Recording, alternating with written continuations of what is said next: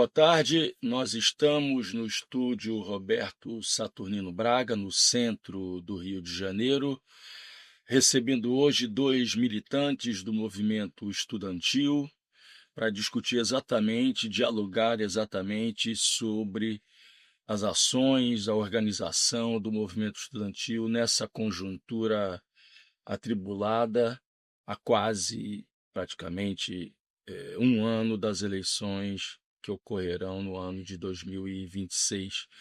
Os nossos convidados são Rafael Vidal, estudante de Direito da UF, militante do Levante Popular da Juventude e diretor jurídico da União Nacional dos Estudantes. Rafael, seja muito bem-vindo ao Trilha da Democracia. É um prazer recebê-lo aqui pela primeira vez. Todos nós. E Matheus Félix, que é militante da UJS e estudante de pedagogia. Matheus, fique inteiramente à vontade, é um prazer recebê-lo aqui. Bom, eu passo a palavra ao Normando para fazer a primeira pergunta desse nosso diálogo. Tranquilo, e renovo, né, as boas-vindas. É legal, né, ter vocês aqui.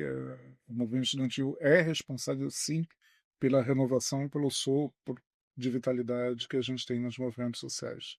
Eu, assim, você é diretor da Uni, mas o Matheus está aqui com um belo bom do Brasil soberano nos une, frase excelente. E aí eu vou jogar para vocês, e vocês se entendam sobre quem responde primeiro. Mas é uma questão, não é exatamente uma pergunta, mas uma questão que me causa preocupação, né? E até exercitei recentemente em outro programa, que é meio que andar no fio da navalha, né? Levantar a hashtag como Congresso Inimigo do Povo. Né? Por quê? Né?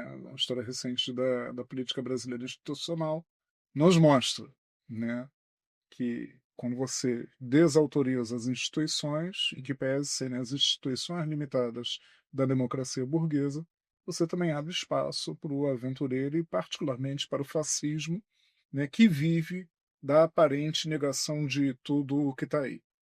Então, o que eu jogo para vocês problematizarem é até que ponto a gente pode usar isso como instrumento de mobilização e o que a gente pode salvar dessa linha de Congresso Inimigo do Povo para evitar que a gente jogue o bebê fora junto com a água suja do banho. Quem vai? Maravilha, Normando, Marco. Queria agradecer o convite em nome do Levante da Juventude e para estar aqui com vocês, para poder estar participando desse programa tão importante da democracia, que enfim surgiu, né, na época da resistência ao golpe e segue hoje sendo um espaço muito importante para a defesa e debate sobre democracia no país. Isso é muito importante. Então, ontem tivemos um dia histórico no em Copacabana. Vale o Maracanã, vale. Você é vascaíno também, tô percebendo. Tivemos um dia histórico em Copacabana, com milhares de manifestantes, estudantes, classe trabalhadora, povo, e parte da população também daquele bairro. E um momento histórico que foi, eu digo que foi um pouco catártico, assim, porque nos recorda um trauma do autoritarismo no nosso país, né? E a gente conseguiu ali simbolizar um momento de renovação da redemocratização do nosso país.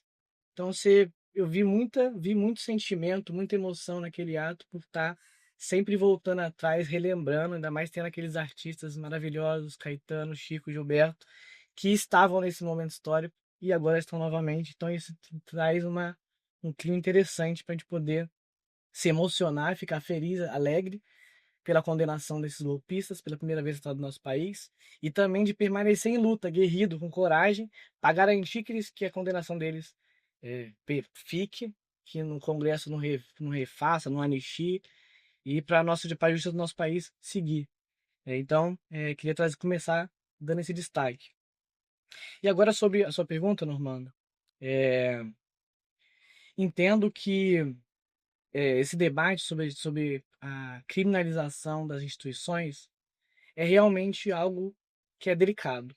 Porque, enfim, apesar de nosso Congresso Nacional ser composto, por sua maioria, por políticos que não representam a classe trabalhadora, que não representam o povo brasileiro, mas sim interesses de classes, de privilegiados, apesar disso, é complicado apontar o dedo e criminalizar um dos três poderes do nosso país, que sustenta a nossa república, a nossa democracia. Então, é importante a mobilização, apontar, porque boa parte desse Congresso, sim, é inimigo do povo, mas temos que destacá-los também. Então, isso é muito importante, é, é, como teve em São Paulo, foi muito bacana que, isso, e acho que foi em BH também, que os manifestantes levantaram as fotos desses parlamentares que votaram a favor da PEC da blindagem, que votaram a favor da PEC da anistia, para poder dar nome aos bois também, porque a gente, enquanto povo, podemos mudar esse Congresso. Então, acho que é interessante refletir sobre isso e não cair em simplismos, analisar a complexidade disso, mas definir bem quem são os nossos inimigos e mudar isso para o próximo momento. Vamos lá, então a bola contigo. Primeiro, reforçar aqui e agradecer o convite em nome do JS. E sobre essa questão, eu queria linkar com um ponto que é a semiótica das fases, né? Que eu acho que é difícil a gente apontar. A chamada Congresso do Povo, de fato, ela é popular, no sentido de ser, de fato, excesso de linguagem, né? De conseguir traduzir bem o momento que a gente vive hoje, no sentido que o Congresso aprova. Meu pai, falei com um comentário familiar, que ele falou assim: aprovou a licença para roubar, né? Foi isso que meu pai falou, assim, né? Então, isso traduz de fato para a linguagem popular o que a gente sempre espera, né? Como um movimento estudantil sempre pensa, como a gente consegue traduzir nossas grandes pautas e grandes lutas, né? Para grandes mobilizações. Acho que essa frase, de fato, consegue, até certo ponto, traduzir isso, mas ao mesmo tempo nos preocupa de ter um Rembrandt de 2013, né? Assim, também é uma preocupação nisso, né? A gente também viu, tanto nas mobilizações nas redes sociais, desde a convocação do ato, pessoas falando assim, é um ato sem partido. É um ato, né? Eu vi vários comentários soltos nas redes sociais falando isso, né? De ser um ato que acabou não sendo, de fato, foi um ato organizado pelos movimentos sociais e pelos partidos políticos da esquerda, mas um Rembrandt um pouco de uma preocupação de se representar 2013. Eu acho que é um grande desafio nosso conseguir traduzir a política, né? Assim, tanto traduzir o impacto da PEC da blindagem para o povo, o que isso significa, mas também com uma preocupação de ter uma linguagem acessível no sentido de não cair em uma falsa semiótica. Eu acho que a inimigo do povo o Congresso inimigo do povo, ele consegue traduzir isso, mas talvez hoje não seja o que traduz sem cair no limbo ou numa fina navalha, como você disse, de uma Rembrandt de 2013. Verdade. Boa ponderação. Queria pegar, explorar só mais um pouquinho daí, a partir de uma lembrança tua e também te provocando a respeito. É um tema mais delicado, mas fiquem à vontade para falar o que vocês acham. Porque quando você falou das fotos, eu lembrei, né, claro e inevitavelmente, dos 12 do PT que votaram, Gilmar Tato e outros. Né? Me parece que, tirando Gilmar Tato, os outros não têm muita expressão de liderança dentro da bancada. Muita gente do Piauí, muita Sim, gente de Minas, e o resto é de São Paulo. Acho que Paulo. basicamente são três bancadas. Me parece que ali, né, também sem querer demonizar, né, mas me parece que nesse movimento, esse movimento dessa dúzia, foi meio que inspirado por uma política que é feita a partir dos gabinetes, né, e das discussões palacianas, sem efetivamente considerar aquilo que é importante ou a opinião, né, da massa da população e mais especificamente da massa trabalhadora, né? Ou seja, me parece que o que predominou nesse fato dessa dúzia votar na PEC da blindagem, o que a gente vem se referindo como bandidagem, né, é um predomínio de uma cabeça política pensando dentro dos palácios, em vez de pensando no asfalto, nas manifestações onde é o nosso lugar, né? Onde o camarada Paulo Vanuc sempre falava que, né, a tempestade existe nas ruas e a esquerda existe para cavalgar a tempestade, não existe para articular dentro do palácio. O que vocês acham disso? Eu acho que muitos se arrependeram. Deputados da esquerda que votaram, porque acho que o Congresso e os deputados da esquerda que por acordos ou por situações medidas com medidas dentro do Congresso Nacional, não sabiam o impacto que ia ter a PEC da blindagem, né? Eu acho que primeiro foi uma surpresa, porque foi uma PEC botada quase de madrugada, que ninguém sabia, não teve divulgação prévia de luz em foco a PEC, e quando foi votado no dia seguinte foi um boom nacional. Eu acho que boa parte do parlamento não tinha dimensão do que isso poderia causar, né? Não tinha um pouco de falta de dimensão do que isso poderia ter de divulgação nas redes, da população, de estar na boca das pessoas, né? Tá na boca do povo mesmo hoje, né? No trem, no ônibus, as pessoas estão comentando sobre isso, do absurdo que era a PEC da blindagem. Acho que o Congresso não tinha tamanho da dimensão do que essa pauta poderia se polarizar tão rápido, né? Porque foi muito rápido. A da votação até o nacional, a convocação do ato do dia 21. Então, o primeiro eu acho que é isso. O Congresso não tinha tamanho de dimensão do que isso poderia causar.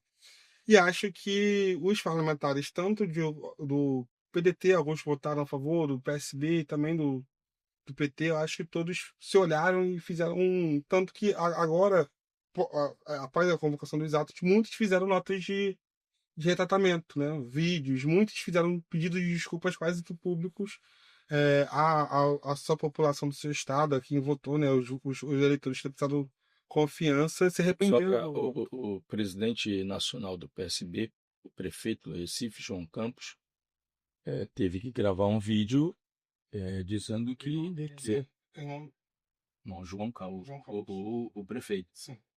dizendo que ele é contra a anistia, contra a PEC da bandidagem, que a orientação dele foi do voto contrário, mas a bancada O irmão dele foi votou a liberada. favor. A bancada foi liberada. Mas estou falando do prefeito. Assim, o irmão do prefeito Mas federal. o irmão dele soltou nota de arrependimento também.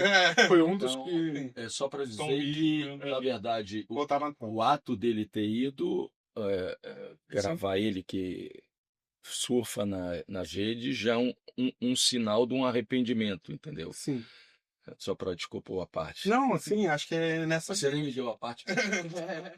Mas acho que é nessa linha. Acho que. Mas eu acho que já vem em alguns momentos o parlamento brasileiro, o parlamento da esquerda brasileira, vem se comedindo e se arrependendo de algumas posições e tentando cavalgar mais na tempestade junto com a massa. Eu acho o exemplo disso as calças por um, né, que foi um movimento que de fato não estava sendo organizado pelas centrais sindicais, surgiu do TikTok, surgiu da rede social, se polarizou muito rápido e depois todo mundo voltou atrás para ter essa pauta no centro da esquerda, né? Eu acho que pautas como essa, que se surfam muito, primeiro se furtam no povo e depois a esquerda percebe isso. Eu acho que todo o parlamento, das principais lideranças da esquerda hoje, tentam resgatar isso. Eu acho que a pequena blindagem, medindo os exemplos das classes por um, que não são exemplos comparáveis, mas surfam nesse sentido de o parlamento e a esquerda brasileira se preocupar mais com essas pautas e ter a percepção da capacidade popular que elas podem ter. Antes de você falar, pegar só uma fala tua rapidinho, que não são pautas comparáveis, e talvez isso tenha sido o pecado desses parlamentares também, porque trataram essa pauta, que na verdade é a defesa do Estado Democrático de Direito e da transparência na administração, né, com relação à blindagem, pegaram essa pauta e transformaram numa pauta negociável. Porque o 6 por 1, por exemplo, é princípio, mas você poderia negociar, eventualmente, com outras benesses para a classe trabalhadora, né? Ainda que sob carga semanal, jornada, ou férias, etc., licença paternidade, que é reivindicação e tal. Mas esse caso não. Né? Não tenho que negociar em termos de defesa do Estado Democrático de Direito. Vai, cara, desculpa ter te... Nada, que isso. Muito, muito bom esse debate, muito boa a contribuição do Matheus. E eu concordo, acho que foi um grande tiro no pé, tanto dos parlamentares de esquerda que votaram, quanto dos de direita, de centro. É muito engraçado, né? Entre aspas, ver a turma da Lava Jato querer a ausência de responsabilidade, mudando o discurso, né? E ver ele se chocando com relação a isso, né? A gente quer combater a corrupção, mas a gente não quer combater a corrupção.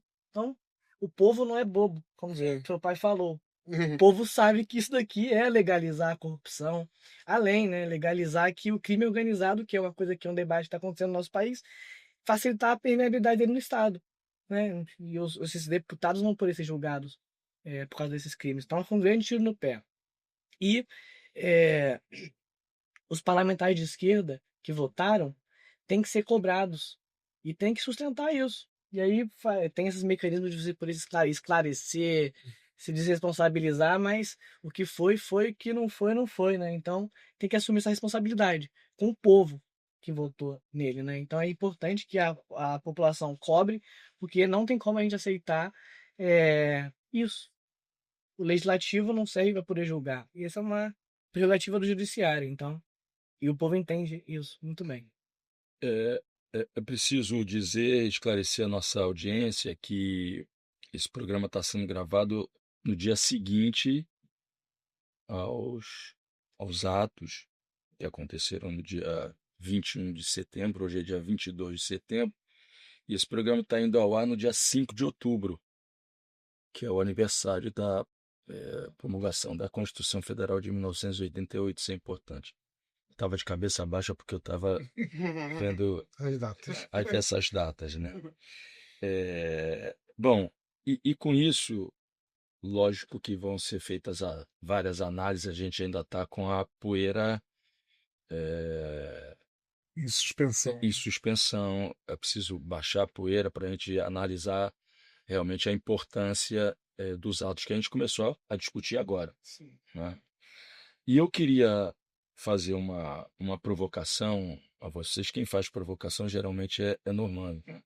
Mas eu queria fazer uma provocação a vocês.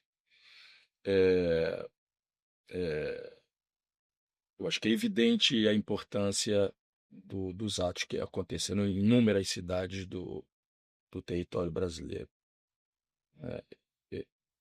Eu estou aqui no Rio de Janeiro, estava no Rio de Janeiro ontem, então não pude participar do ato no Recife, mas as imagens do ato no Recife são imagens de muita gente na Rua da Aurora, em frente ao...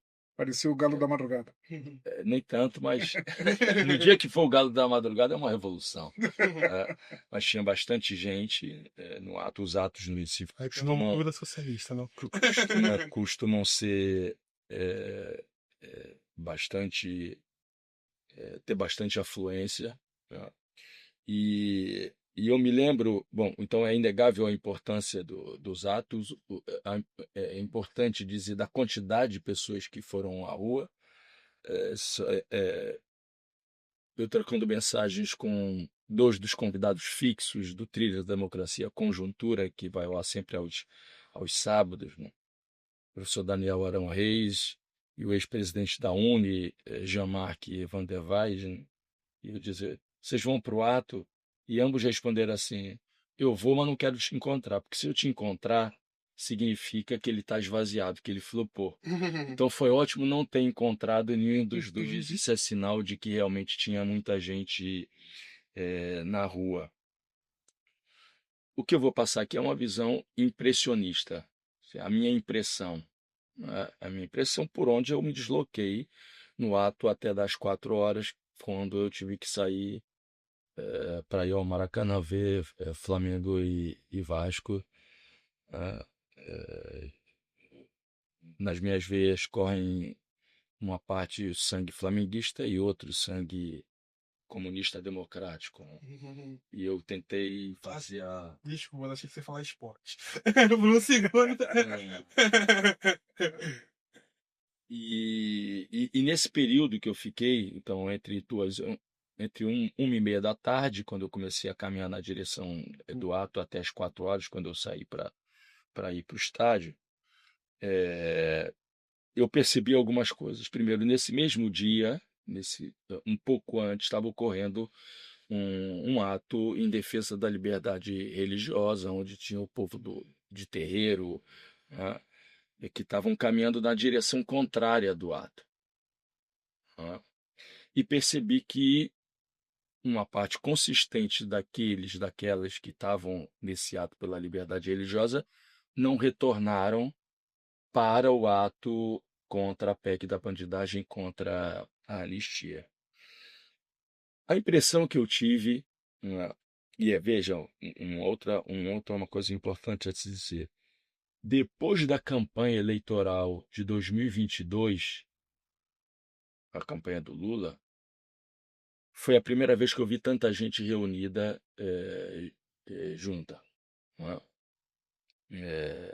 Então é importante dizer isso, porque há pouco tempo, em algum programa passado, eu acho que foi no diálogo com Boito, em que se falava da força do lulismo e a força Sim, do petismo, que o lulismo é é maior maior. que o PT, e ele falou exatamente isso. A última manifestação de massas que a gente teve não foi por conta do PT, mas foi por conta do Lula. Eu acho que o que aconteceu ontem, né, é a prova de que existe uma força que vai para além do Lula. Mas feitas essas ressalvas, né, eu percebi que havia, volto a dizer, isso é uma impressão minha, tá? Não fiz uma pesquisa, né, sobre quem estava lá, a origem social, a origem de classe, etc. Mas a percepção que eu tive é que era um público basicamente de classe média progressista, né? Que ainda bem que saiu às ruas. Ainda bem que, passados os anos da eleição de 2022, foram às ruas. E por que eu fiz referência ao ato que foi na direção contrária pela liberdade religiosa, em que estava o povo do terreiro, né? Povo de terreiro. Direção geográfica. Geográfica, não política. geográfica, não direção intelectual e moral em termos gramscianos, né? Estava na Índia e não retornou.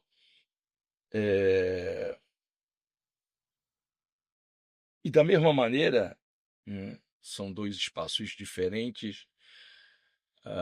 E eu estou aqui focando numa questão, como é impressionista, étnico-racial, não é? Então, esse povo que estava no ato da liberdade religiosa era um povo negro.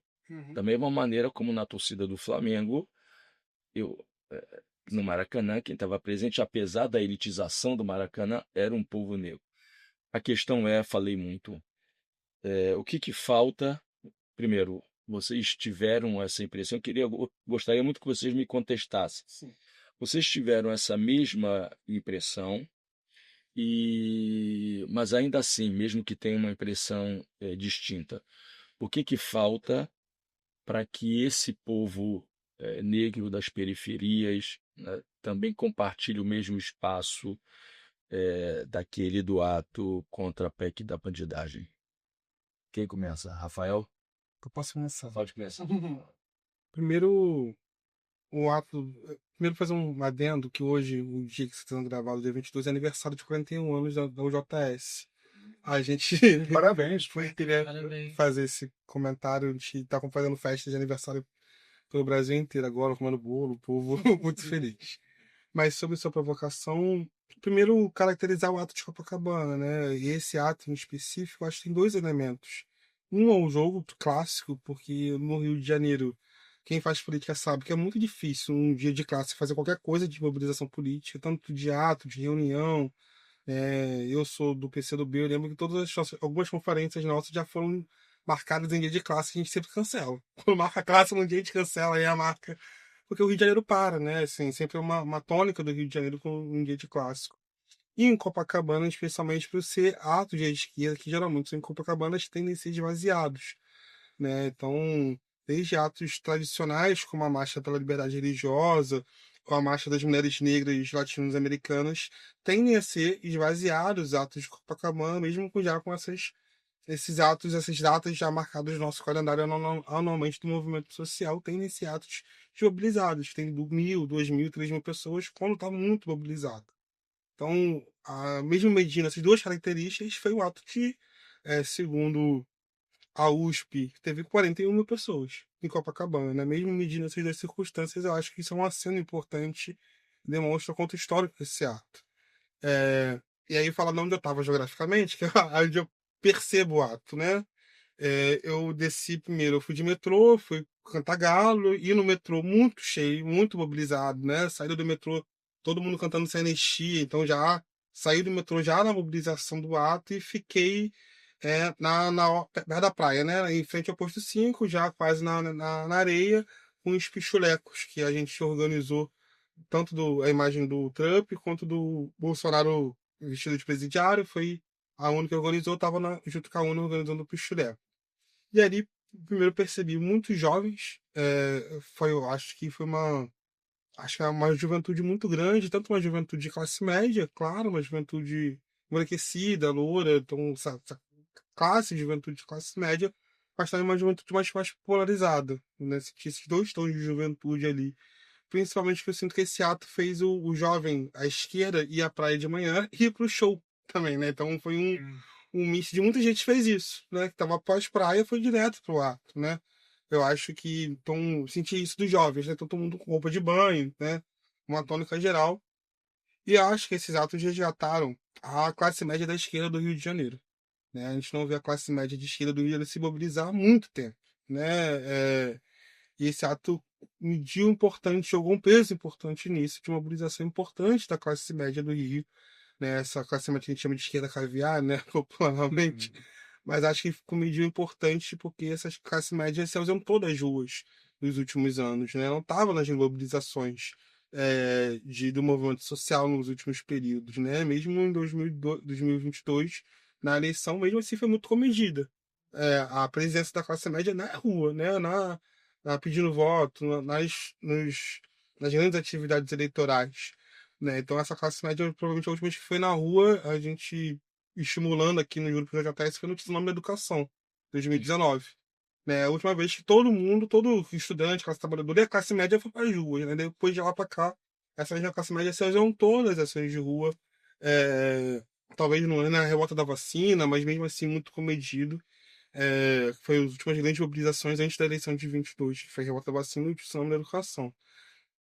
Então, acho que esse ato cumpriu um papel importante para isso, né, de resgatar essa classe média, principalmente aqui no Rio de Janeiro, porque tendo a achar que os atos ao redor do Brasil foram mais populares, porque estavam, primeiro, geograficamente, nas regiões centrais da cidade, como São Paulo na Paulista, em Recife no Marco Zero, então estavam nas regiões mais centrais da cidade, e no Rio foi na região mais afastada, na Zona Sul. De fato, uma questão geográfica afasta mesmo a população, porque transporte público para voltar é muito difícil, então todo pós-ato no Rio de Janeiro. A gente, na organização do ato, a gente tem uma medida importante. Se o ato é grande, tem arrastão no final. Então, todo pós-ato, geralmente, tem muito arrastão. Então, quem vai de área afastada já não quer correr esse risco. Então, acho que esses elementos, de fato, fizeram o ato ser menos popular. E como resgata isso, né? Eu acho que é a grande reflexão, porque a gente precisa dessa classe média de esquerda imbuída na rua, porque também joga um papel importante, mas também precisam popularizar mais os atos. Acho que existem exemplos de atos que conseguem fazer isso, né? Então, todo 20 de novembro já tem a Marcha na Periferia em Madureira, né? Que é um ato histórico anual, e geralmente é um ato muito mobilizado. Geralmente tem 5 a 7 mil pessoas nesse ato em Madureira, no centro, no coração da Zona Norte do Rio de Janeiro, né? Mas também sinto que parte da esquerda desaprendeu a fazer ato de popular. Eu acho que tem um movimento que as pessoas desaprenderam como se mobiliza, né? Acha que tem uma grande influência das redes sociais, que é só puxar um card, fazer meia dúzia de WhatsApp e acha que o ato vai ter tá super mobilizado, super cheio, super, né? Eu acho que boa parte da organizações de esquerda fala aqui do Rio de Janeiro, mas acho que isso tem alguns períodos nacional, porque o Rio de Janeiro acaba espelhando muita coisa nacionalmente. Desaprendeu o que é mais simplório da mobilização, né? Tanto da panfletagem, para nós movimentos estudantis, a passagem em sala, mas tanto de outros elementos de mobilização que a gente desaprendeu a utilizar eles para focar somente no midiático, somente nas mídias sociais, né? Então, que também o algoritmo do Instagram, do Twitter não nos favorece, né? Não tá pra gente. Então, acho que a gente desaprendeu a fazer um processo de mobilizações mais populares e que faz os atos tendencialmente ser menos populares a passar dos anos, mas acredito que a gente tem alguns exemplos importantes que dão um pontapé nisso, né? Eu acho que no Rio é um exemplo muito específico dessa classe média, bem embranquecida de esquerda carioca, mas acho que nos outros estados a tendência foi ser mais popular, uma questão mais geográfica. Matheus, quando foi feita a convocação desse ato? Foi durante a semana? Foi durante a semana. Então, foram quantos dias de... 5 dias. É uma coisa impressionante. Para ser analisado e... Pegou uma veia de indignação. Então, e pegando esse gancho, Matheus, Sim. pegando esse gancho, acho que o ato, respondendo sua pergunta, cumpriu o objetivo, que era disputar a classe média, como o Matheus bem falou. Acho que a gente conseguiu recuperar essa chama na classe média. Acho que esse era o objetivo principal desse ato, ainda mais por causa da questão geográfica, né? Copacabana, para você chegar lá da Zona Oeste da Baixada Fluminense, você vai demorar o quê? Horas. E eu tava com muito trânsito, né? Enfim, tava difícil de chegar até de Uber no local. Então, acho que também o posto 5 virou um território bolsonarista. Exatamente. E foi marcado para lá por causa disso. Sim. Justamente por isso, né? Poder rivalizar no berço deles, né? Então acho que conseguiu demarcar bem essa posição. E eu queria só lembrar um ato que teve recentemente no Grito dos Excluídos, dia 7 de setembro, que foi lá da Candelária, né? Sim. Não, sai da Uruguaiana e foi até o MAN. E foi um ato do Grito dos Excluídos do maior dos últimos anos, conseguindo mobilizar o povo. Então, o povo está mobilizado também contra essa PEC da blindagem. Agora a gente precisa conseguir levá-los cada vez mais para esses atos. Mas também tiveram mobilizações dos líderes centrais que conseguiríamos ver esse perfil da população de forma mais clara.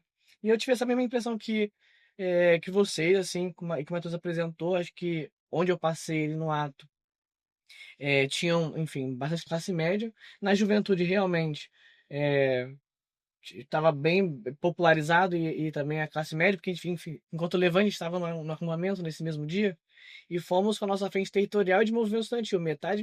Então, tipo, na juventude tinha todas as frentes ali dos territórios, então senti um pouco disso na juventude também, nesse ato. Mas em resumo, acho que é isso. Acho que o ato cumpriu o papel. Acho que tinha esse papel mesmo de ter um recorte mais na classe média pelo território que estava localizado e conseguiu atingir esse sucesso. Agora precisamos recuperar esses instrumentos de mobilização popular para seguir pressionando, porque uma luta que vai acabar aqui, né? Eu acho que eu queria fazer um comentário aqui que é um pouco mais pessimista do que vocês nisso daí. Acho que sim. É necessário dar continuidade à mobilização, botando um pé na classe média. Não digo que a gente ganhou, né? A classe média que se mobiliza.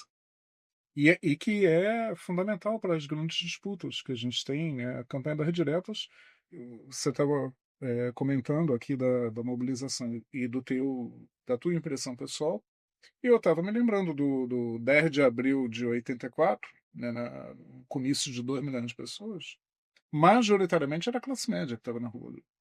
Não era a população da periferia, não era com um corte de classe expressivo da classe trabalhadora. Eu ainda estava na Itá, não.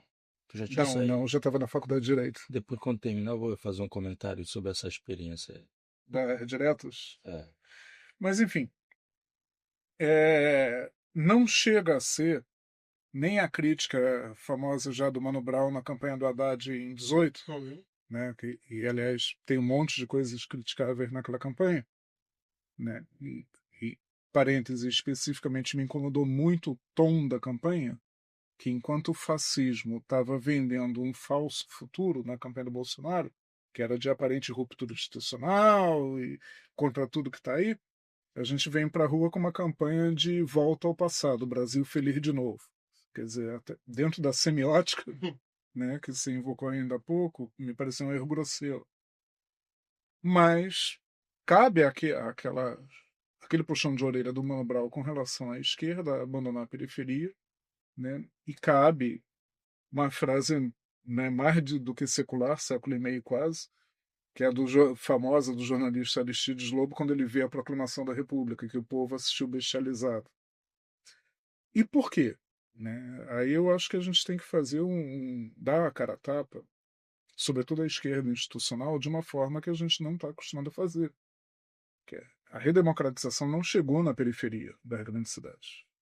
Não chegou na Favela da Maré, não chegou em Paraisópolis, né? E a gente trabalha a política de massas, né, meio que esquecendo isso, né? Meio que esquecendo que, por exemplo, e aqui um exemplo muito concreto, né? Eu opero o movimento sindical. Dentro do movimento sindical, a maior central do país, a CUT, né, com todo o respeito às demais centrais de esquerda, a CTB, etc., a CUT não se vê representada, por exemplo, na campanha contra o fim da escala 6x1, porque a maioria das categorias organizadas já trabalham 5x2. Né? E isso, para mim, é um sintoma, mais do que um retrato em si, é um sintoma muito grave desse distanciamento da esquerda organizada e a periferia. Mas isso estou falando uma observação genérica, né, que acho que cabe para esse movimento e acho que cabe para a gente pensar como é que a gente mobiliza, pensar como é que a gente chega no povão que pega o trem da Central, né, que hoje é muito menos representativo do que era 10 anos atrás, mas ainda é expressivo, né, no povão que pega o BRT para a Zona Norte, para Leopoldina, para o subúrbio da Central, né, para Campo Grande. A gente tem que chegar ali. Né? Claro que o fato da cidade ser partida, né, ser fragmentada e da mobilidade urbana ser absolutamente caótica e também injusta, acentua a desigualdade social, contribui para isso. Mas quando quer, a esquerda consegue chegar lá. Acho que está faltando querer, está faltando vontade política e está faltando estratégia política para chegar lá. Enfim, mas foi mais desabafo do que O Trilhas também terapia, né? e é também memorialística, né? Neumano falava do comício das diretas de 84, e eu perguntei se nós estudamos na mesma escola, a Escola Técnica do Arsenal de Marinha do Rio de Janeiro, ali no 1º Distrito Naval, na Ilha das Cobras. E quando ele falou do comício, no dia do comício, em 1984, a Marinha cancelou o expediente do Arsenal, porque viu o risco de que uma boa parte que desse contribuição também com pessoas, operários, que fossem também para lá e também outros riscos aí, só recuperando documentos da época para saber. E eu tive que, como foi cancelado, eu acho que foi meio expediente, na verdade. E aí eu tive que ir em casa trocar de roupa para voltar pro comício. Eu recebi uma mensagem, e é uma mensagem privada, mas de outro convidado que já esteve presente exatamente nesse estúdio, que é List Vieira, ex-militante da esquerda armada, defensor público, Ambientalista. ambientalista, deputado constituinte, né? E ele me mandou uma mensagem ontem, eu gostaria de compartilhar com vocês e pedir que vocês analisassem essa mensagem. Uma mensagem muito curta que eu tomo a liberdade de lê-la. Ele escreveu: Mudança. Ano passado, a bandeira do patriotismo e do combate à corrupção estava na mão da direita. Hoje é parte constitutiva da esquerda. A direita levou a bandeira americana para o 7 de setembro e defende Trump contra o Brasil. Essa mudança me fez lembrar de um soneto de Camões sobre a passagem no tempo, que eu não vou fazer a leitura aqui. Mas essa observação do Luiz Vieira, e eu já vi hoje de manhã algumas colunas falando isso, que passados 20 anos, finalmente a esquerda teria recuperado a bandeira do combate à corrupção. O Leonardo Sakamoto, do UOL, escreveu isso. Várias pessoas já comentando isso. Vocês têm esse mesmo entendimento? Sim. Trump nos deu um presente. Trump nos deu um presente. Não, sim, eu não estou nem falando da questão do Trump. Quando eu cheguei no Maracanã ontem, havia uma figura muito bizarra, com uma calça com a bandeira americana e colocado sem camisa, e ele pintou no peito um anistia sim. Mas eu não estou nem falando da questão do Trump, mas essa questão de que a esquerda teria recuperado a bandeira do combate à corrupção. Vocês concordam com esse tipo de análise que já começou a circular nos meios de comunicação tradicionais? Então, primeiro eu queria, porque são dois comentários, né? Sobre recuperar a bandeira e sobre combate à corrupção. Sobre recuperar a bandeira, eu acredito muito que as ofensivas estadunidenses ajudaram a esquerda, o governo e o povo brasileiro a se unificar em torno do país.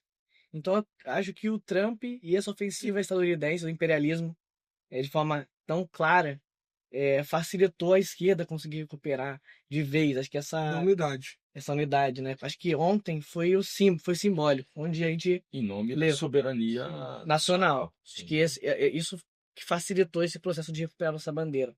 Sobre a questão do combate à corrupção, eu queria fazer uma análise um pouco mais Por aprofundada, favor. que é um tema que não é simples, né?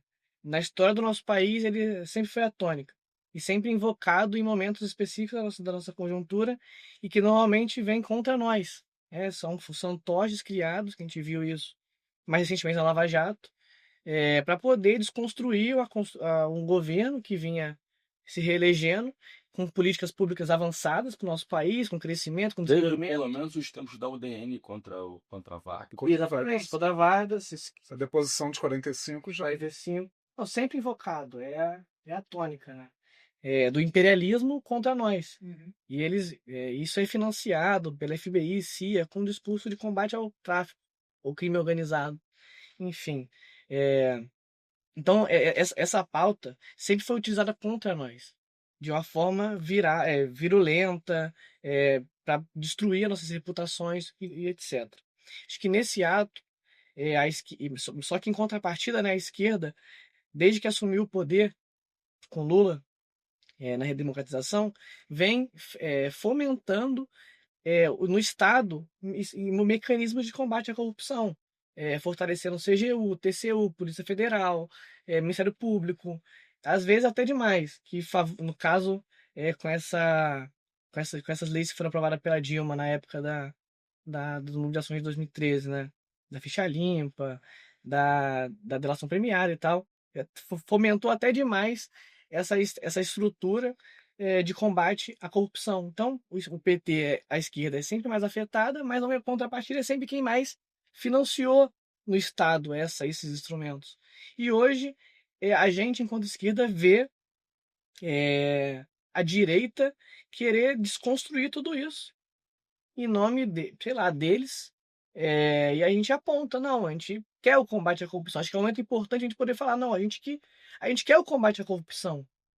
A gente construiu isso no Estado, construiu, investiu para lá, para cá, nos nossos governos que a gente combate as maiores crises dessa questão, os maiores escândalos. Então, acho que é um momento que a gente consegue trazer para onde sempre foi. O combate à corrupção sério é feito no país pela esquerda, não pela direita, que utilizou desse debate lá atrás com Vargas e agora para poder desconstruir um Estado nacional, porque foram utilizados como mecanismo de lawfare, né, que a galera fala guerra, de guerra híbrida, né? Por parte do direito. Então, é isso. Acho que hoje o Brasil consegue, a esquerda consegue comunicar bem que é a esquerda que fomenta esses processos de apontamento no nosso país. Eu acho que a conjuntura brasileira faz umas pegadinhas com a gente, de vez em quando.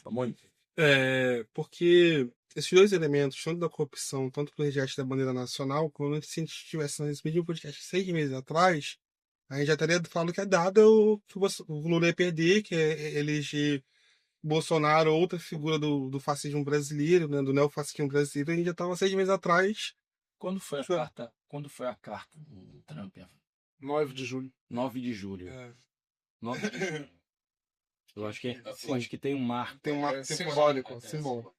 Então, a gente, 6 meses atrás, perdemos os símbolos, né? Então, a gente não estaria aqui debatendo hoje isso da bandeira nacional, do combate à corrupção, que a gente estava diminuindo, no momento de minguando mobilizações, o governo que não sabia se comunicar, que tinha pouca capacidade, algumas entregas, mas sem capacidade de comunicar as falsas entregas. que eu não estou fazendo juízo de valor se elas foram as melhores entregas que poderiam ter sido ou não, mas mesmo assim, as poucas que tiveram pouca capacidade de divulgação, de tradução disso. E hoje a gente está em outro momento que estamos resgatando os símbolos brasileiros, né? Nós somos, e acho que existe e aí eu quero fazer um adendo com a fala do Rome, que é a esquerda institucional e os movimentos sociais.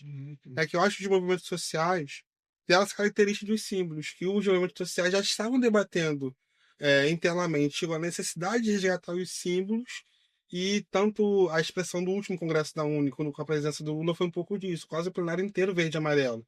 Né? E outras expressões pingadas de ações de resgate de nossos símbolos já estavam em debate dentro do movimento social antes mesmo do Trump, né? Antes mesmo do dia 9 de julho. Então, acho que antes mesmo disso, boa parte do movimento social já estava entendendo a necessidade de resgatar nossos símbolos, entendendo a necessidade de construir um momento que a gente fosse caracterizado como os verdadeiros patriotas, né? Então, acho que o slogan do Brasil dos brasileiros, né? Acho que foi síntese disso, né? A procura da gente criar um sentimento nacional, e que o governo percebe isso após o 9 de julho, né? O governo, a esquerda institucional percebe a necessidade de resgatar os símbolos.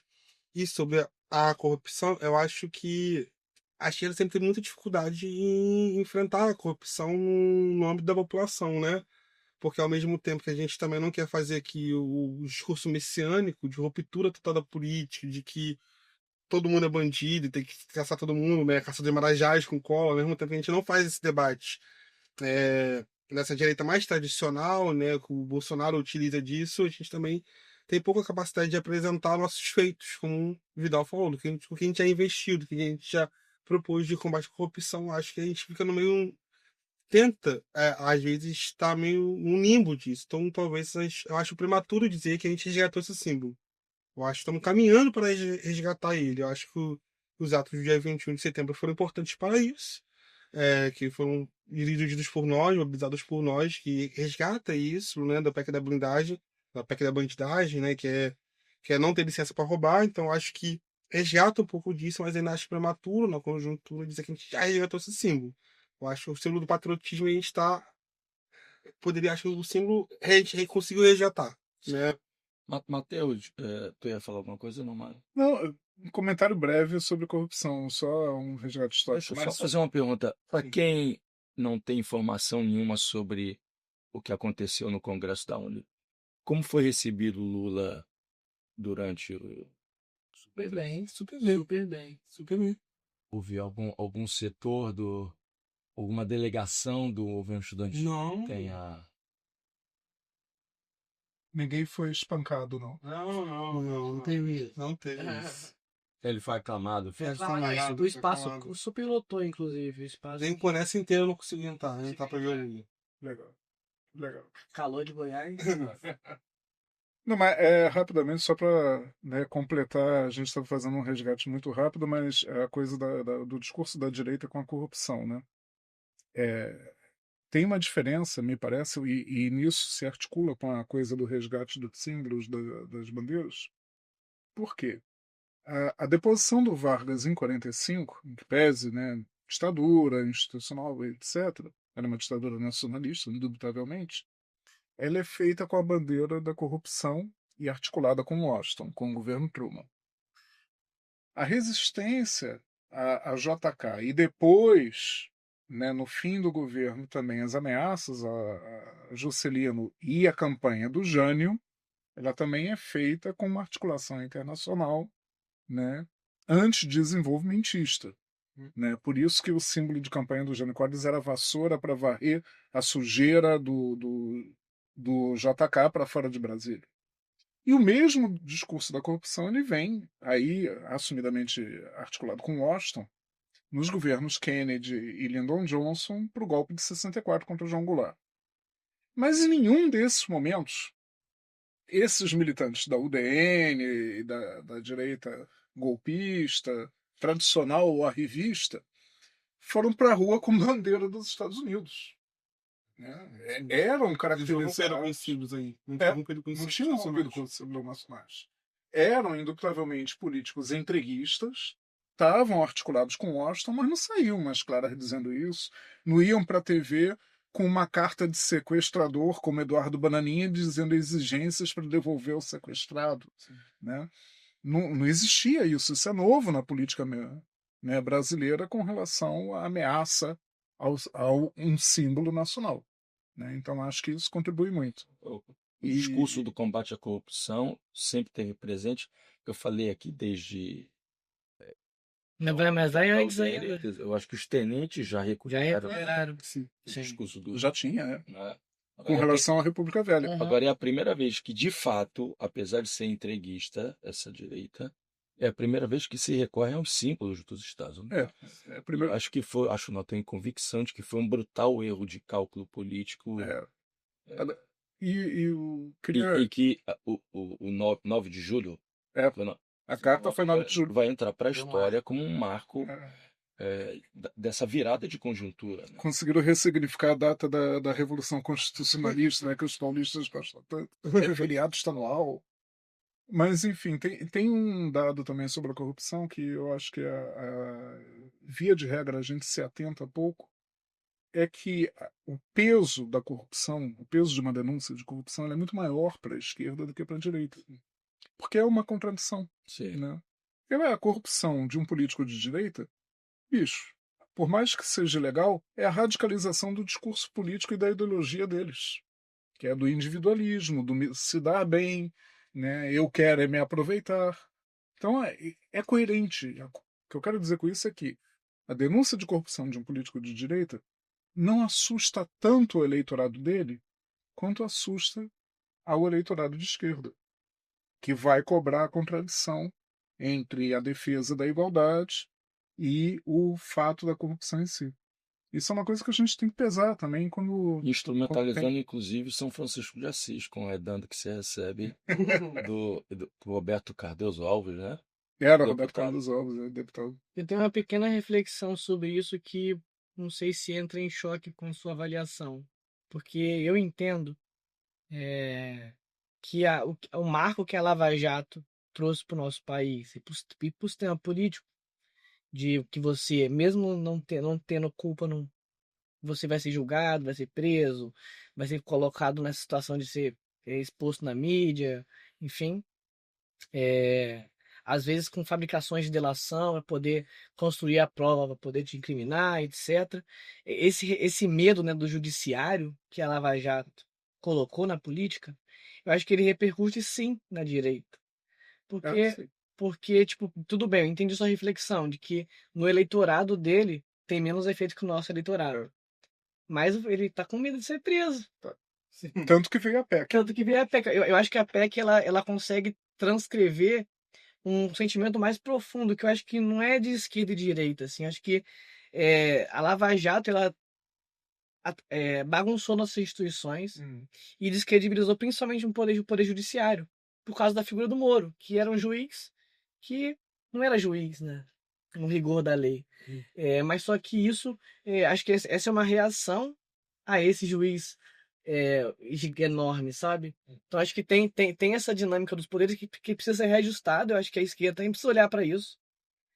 Porque já estamos olhando, né, com essa crítica ao lawfare e tudo mais. Precisamos refletir seriamente, porque a PEC da blindagem foi a forma como que eles acharam que podiam resolver esse estranhamento. E qual é a nossa forma de resolver? Aí que tá. Mas veja, só essa ideia de que o discurso, as denúncias de corrupção fazem mais mal, tem mais impacto sobre a esquerda do que a direita. Existe uma tradição histórica no Brasil que remonta a Adhemar de Barros e depois o Maluf. Né? Rouba, mas faz. Rouba, mas faz. Então é aceitável para políticos tradicionais de São Paulo essa ideia de que uma denunciazinha de corrupção é porque ele é um bom administrador. Mas isso quando o rouba mais faz não se repetiu, não se reproduziu quando dos ataques contra o PT e Lula. Mas pode ter muito mais a ver, às vezes, com a mídia, porque eu acho que a mídia não é a nossa favor. Então ela fica... o Lula foi preso com fuzil. A mídia normaliza os malfeitos da direita. Sim. Tanto o vídeo como eles estão tratando o Tarcísio, que é o provável candidato contra o Lula. Você queria falar Eu queria fazer um comentário que você falou, irmão, de como que a esquerda e a direita enfrentam a corrupção, no sentido de como se afeta, né? Eu acho que para a direita é mais fácil expurgar os quadros. No sentido, quando um quadro da direita, um deputado, o Aécio Neves, né, é denunciado por corrupção, a direita consegue se blindar melhor no sentido de expurgar esse quadro desse campo. Então não não é o PSDB que é corrupto, é o quadro, né? Se individualiza o quadro da corrupção e não caracteriza isso ao partido ou tanto um bojo geral da direita. E a esquerda, ao contrário disso. No movimento que a gente precisa defender os nossos quadros, porque ao mesmo tempo que, mesmo que sejam acusados de corrupção, a gente precisa inevitavelmente defender nossos quadros. Primeiro, são poucos, né? Poucos deputados, poucos parlamentares. Então, a defesa sempre precisa ser a defesa desses quadros, e acaba que a esquerda toma para si essas denúncias como um tudo. Eu acho que também é um dos elementos. Então, não é o. Aécio Neves é aquele ex-senador que o Normando chama de senador pelo Leblon, que reapareceu há poucos dias, né? Ao lado de. Clean. Repaginado ao lado de Michel Temer, Sim, e de Paulinho da Força. Três lados. Não, e é interessante tratar sobre essa reunião, porque querem transformar a PEC da anistia em PEC da dosimetria, né? Sim. E que é o escárnio com o Poder Judiciário. Absurdo. Se eu, como É a advogado, desvalorização do é um Supremo do absurdo. mesmo jeito. Absurdo. E existem já notas dizendo que ministros do STF São simpáticos, são inclusive simpáticos, Alexandre de Moraes. Né? Mas é desmoralização não só do STF, da defesa do Estado Democrático de Direito. Sobre isso, você citou a Lava Jato ainda agora, eu não posso deixar de fazer esse registro, porque acho que dá muito a dimensão da podridão moral da direita com que a gente se embate. Ontem, né, enquanto na Boca Maldita de Curitiba se fazia o ato contra a PEC da bandidagem e contra a anistia, a poucas quadras, na escadaria da Faculdade de Direito da UFPR, o lamentável ex-procurador da República Dallagnol e ex-deputado fez um ato, né, fúnebre, solidário ao ato lá do Arizona, em memória do Charlie Kirk, na escadaria da Faculdade de Direito da Universidade Federal do Paraná. E reuniu uma multidão de 100 pessoas, né? Mas gravou vídeo dizendo que era importante, etc. Ao mesmo tempo, enquanto estava rolando. Para surpresa minha, na manifestação da Boca Maldita tinha muito mais gente. Bom, a gente está chegando ao fim desse Trilhas da Democracia. Gostaria de agradecer ao Rafael. Muito obrigado, Rafael. Muito obrigado, Matheus. Então, nada. A casa é de vocês. Voltem. Vamos marcar outros debates. E eu gostaria de fazer um convite a vocês dois, um convite à nossa audiência, que no próximo final de semana nós teremos 2 programas sobre a memória das atrocidades que foram praticadas durante a ditadura militar de 1964. No sábado, um programa com Felipe Nin e Maurice Politi, numa discussão sobre os lugares de memória da ditadura de 64. O tristemente famoso prédio da Rua Tutóia, onde funcionou a Operação Bandeirantes e depois o DOI-CODE, o prédio daqui do Rio de Janeiro, da Rua da Relação, do antigo DOPS, onde passaram inúmeros presos políticos, tanto do Estado Novo quanto da ditadura de 64. E no dia seguinte, no domingo, um programa sobre a memória de 2 jovens militantes de esquerda, que foram barbaramente torturados, trucidados pela ditadura de 64. Trucidado pelas mãos, porque ele era o comandante do então Major Brilhante Ustra, e outro pelas mãos, porque ele que era o comandante na aeronáutica, o Bournier. 2 programas, um programa sobre a memória de Stuart Angel e de Alexandre Vanuc Leme. não percam. É importante que essa memória continue viva, e que sempre seja lembrado. Um grande abraço, não percam na próxima semana. Boa noite.